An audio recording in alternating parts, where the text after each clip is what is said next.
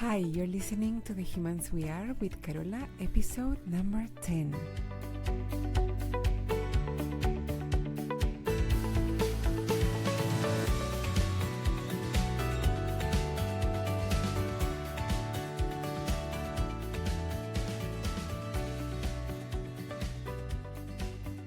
Hello, my lovely human friends. How are you?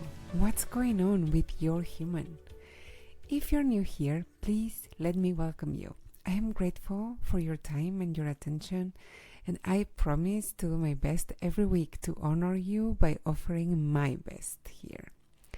So, The Humans We Are is my attempt to help you create a map, an instruction manual of sorts, for your life as a human. And this is at the core of what we are going to cover in this episode today, which is about creating an amazing relationship with yourself. In episode 1, I asked you what a life well lived meant to you, and I offered 4 pillars to help you find your own answer, which we've covered one by one in the later episodes. In episode 7, we covered how to check if your current life layout matched your values. In episode 8, we talked about using your time intentionally. In episode 9, we went into emotions and the importance of actually feeling them and not ignoring them or pushing them down. And in today's episode, we're going to dive deeper into the 4th and last pillar of a life well lived, which is creating an amazing relationship with yourself, so that you can be loving, you can be kind, respectful, and gentle to that human that you are, and so that you can trust yourself and give yourself the benefit of the doubt and have your own back. And to be honest, this is the only life you're going to live as this particular human, and I want to help you be able to show her the love, the gratitude, and the respect she deserves. I'm going to answer 3 questions today. Number 1 is, what does it mean or what does it look like to have an amazing relationship with yourself? Number 2, why this is important or why should you care? And number 3 is how to build this relationship and in a way that feels authentic and not fake. So let's go with the first one. What does it mean? What does it look like to have an amazing relationship with yourself? It's easier to understand when you think of your best friend or a loved one or your child if you have children. How do you treat them in general? How do you treat them when they make a mistake? What do you say when they share a dream with you? If they are struggling, how do you comfort them? Who do you like to be for them? Do you trust them? Do you believe in them? Or do you use their past as a measure of what they can or can't do? Most certainly, when your friend or your loved one make a mistake, you're generous and supportive. If they share a dream with you, you probably encourage them and you help them even.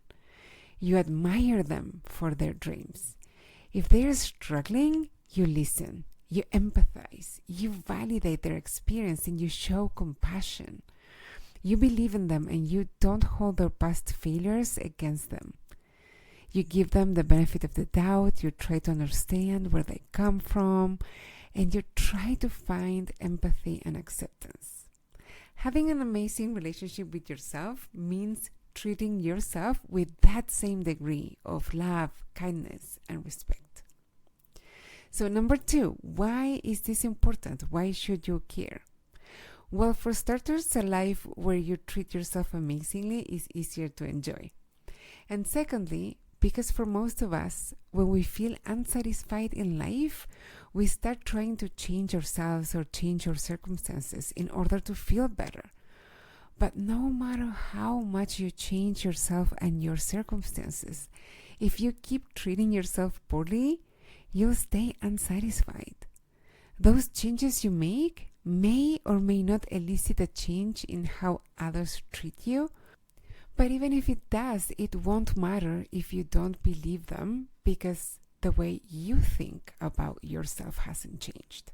For example, you might be unsatisfied at work and maybe you think that being promoted would make you feel better. But if you don't fully believe in your capabilities to do a good job in the higher position, you could get it and feel even worse. And I know that because I see many of you with that exact situation in your coaching sessions. If you don't change your relationship with yourself, a change in your circumstances won't fix how you feel. Another example, you might feel unsatisfied with your body, and you may think that losing weight is the solution, or having surgery, or whatever. Whatever change you think will fix how you feel likely won't. You may or may not experience a transient improvement in how you feel about your body, but if you don't change how you think about yourself, or in other words, if your brain has a habit of finding flaws, quote unquote, what's wrong with your body, it's going to find a different aspect to worry about, to judge, and be unsatisfied with. What's even more relevant, having a good relationship with yourself makes it so much more enjoyable and easy to advance your career or to optimize your body, whatever that means to you, if that's what you want. For many of you, this will sound scary. Many of you have built an amazing life through being mean to yourself, treating yourself poorly, being mean, strict, critical, self-judgmental, self-demanding is how you got where you are, and it's not half bad. If that's you, this idea of trying to be more kind, more loving, understanding, supportive of you can sound like giving up, and it may make you anxious because your brain has made a connection between being that way and achieving all you have achieved. And also, it links the opposites too. If you aren't mean to yourself, you won't achieve. But what if you have achieved all of it in spite of being mean? What if you're so awesome that despite the handicap of how you have treated yourself, and despite the lack of self-affirmation and encouragement, you have gotten where you are? Maybe you could have gotten even farther. You need to untangle that connection between being self-critical and self-demanding and your capacity to achieve. If you're willing to discover how far you will get when you are not treating yourself worse than you would your worst enemy, you will learn two main things. One is how far you really can go, and two is how far you actually want to go. When you're in the mindset of, I'll finally be nice to myself when I achieve X, Y, or Z, that never comes. Like, you never get to the point where you feel like you can finally treat yourself well. But if you treat yourself exquisitely well now, you may find out that you had always been striving on someone else's behalf. Number 3, how can you build an amazing relationship with yourself in a way that feels authentic and not fake? Virtually none of us, maybe very few, have been directly taught to think highly of ourselves or how to build a great relationship with ourselves. We didn't have anyone model that to us either. So now that we are old enough and we are aware of it and we want to, we get the opportunity to teach ourselves how to have that relationship. We get to pick what we want to believe about ourselves and what's possible for us. It's very exciting, but it may feel confusing or overwhelming at first. So number 1 rule is to be patient with yourself. You can teach yourself to believe anything you want. like you're good enough, or that you know enough about something, or that you're a good enough mom or partner. But when you're on autopilot, and we are on autopilot more often than not, it's normal, you will find yourself back to where you don't believe that you're enough or anything that you wanted to shift in your belief. And that's okay.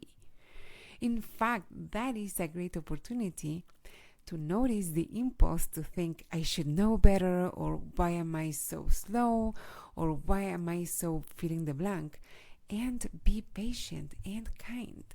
You are learning a new skill, and that takes repetition and kindness and patience. And second, it's very important that you don't fake it, because you could end up destroying trust even more if you try to make yourself believe something that you're not yet there to believe, and that could make you give up on this whole endeavor of learning how to relate with yourself better. And that would be a shame to miss out on this opportunity. At the beginning, it will feel unfamiliar, but that doesn't equal fake. You need to find thoughts about you and what you're capable of that feel believable but are still a stretch. So your mission for this week, if you want to accept it, is to find one thing, one aspect of your relationship with yourself that you want to shift. Identify one way in which you are being unsupportive, unkind, unloving, where you don't have faith in you, where you're being too critical or dismissive, and choose only one and come up with a new belief or a new behavior to replace what you currently have. So a few examples could be that you decide that you're not going to look in the mirror and judge parts of your body negatively, or that you're going to take 30 minutes every day for yourself to do whatever you want, no matter what, or that you're going to take 30 minutes over the weekend to think about what you really want, to download on paper all those projects that you have pushed down for so long, all those hobbies or desires that you've put down or put off for the future. Or you want to find evidence that you are already an amazing mom or partner or worker. And if that's too big of a jump for you, maybe you want to find evidence that you are a good enough mom, partner, or worker, or a friend, or daughter, or whatever other role that you have been judging yourself about. If it feels too hard for you, think of your younger self, whatever age comes up for you, and find something that you want to make sure she knows she's good at. Use the tools at your disposal. If you use Google Calendars, for example, schedule that time for you now. If you want to remind yourself of a new thought or a new behavior, put a post-it note on your bathroom mirror or your car dashboard, or use the alarms on your phone. And set the intention to be kind and patient with yourself all along the way. This exercise is the perfect container for you to practice being kind and patient, because it's going to require you to start showing it, no matter what the thought or the behavior that you want to change. If this is growth that you feel drawn to and you would like more support, guidance, tools, if you'd like to feel loved and seen in this process, at the moment of this episode being released, this is February 2023, I have spots available for one-on-one coaching. If that's something that you would like to know more about, reach out and we can have a conversation to help you figure out if this is something that you want. So to do that, reach out to carolafuertes@gmail.com. Just send me an email. Or you can also find a link in my bio on Instagram @fuertescarola to set up that conversation. You will find it because it's the first link there. If you haven't already, would you please leave me an honest rating and review on Apple Podcasts and Spotify or Spotify? Well, if you want to do both, I'm happy with that too. And if you can do it now before you forget, that would be amazing. It helps the algorithms show this show to more people, and it also lets me know that this content is resonating with you and it's helpful. Today, I want to acknowledge the person who left a 5-star review by the name of Miriam Maliolus. She titled it Gifted Coach with Life-Changing Insights, and she says, I have coached with Carola in the past and was regularly blown away by her ability to connect with and support me on my journey to grow into the best version of myself.